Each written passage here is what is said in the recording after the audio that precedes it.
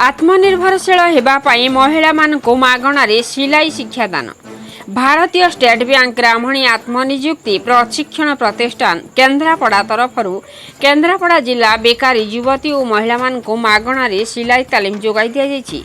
एही तालीम शिविर में केन्द्रापड़ा जिलार विभिन्न अंचल 18 रु 35 वर्ष बयस मध्य युवती और महिला माने अंशग्रहण करिसेंति। समुदाय 35 जन यह तालीम शिविर में उपस्थित रही शिक्षा ग्रहण करुछंती।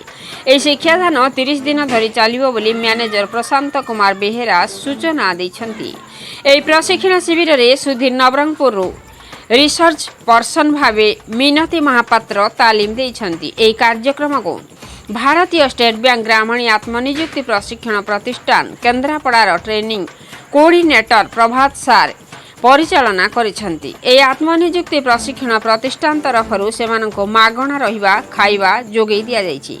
एही तालीम मूल लक्ष्य है महिला और युवती माने निज गोड़े निजे छिड़ा होई परिबे और आत्मनिर्भरशील होई किछि अर्थ उपार्जन करी समाजर मुख्य सामिल होई परिबे। केन्द्रापड़ा जिल्लारू प्रतिनिधि समीर कुमार प्रधान रिपोर्ट मसीहा न्यूज। आपण मसीहा न्यूज रो यूट्यूब चैनल को सब्सक्राइब कलेनी कि जदि करनाहांती एबे करनियंतु। एहा सह मसीहा न्यूज रो फेसबुक और ट्विटर पेज को लाइक और फॉलो करंतु। ता सह मसीहा न्यूज रो ऐप आसीगलानी निज मोबाइल प्ले स्टोर रु डाउनलोड करनियंतु। जय जगन्नाथ। तो इनकम केते प्रकार कहले इनकम होती फास्ट होती वेज एम्प्लॉयमेंट नाकि वेज एम्प्लॉयमेंट तापर होती सेल्फ एम्प्लॉयमेंट तापर होती कोन एंटरप्रेन्योरशिप।